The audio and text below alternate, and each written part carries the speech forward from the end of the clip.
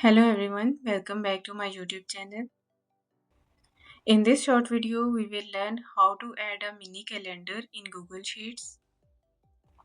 So let's get started. I have a sample data set and want to add the mini calendar in due date column.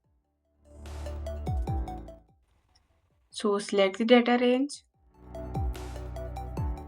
go to Data tab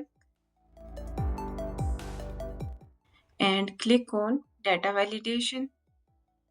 Now you can see the data validation panel opens.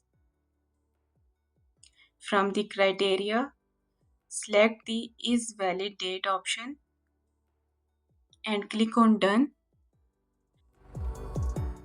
Close the panel.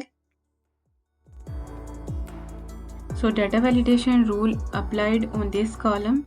When you double click on any cell in due date column, you can see the mini calendar and select the date of your choice. After this rule, no one can add the number or text in this column.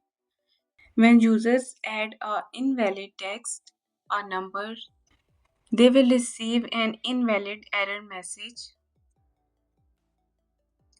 So this is how you can add a mini calendar in the Google Sheets.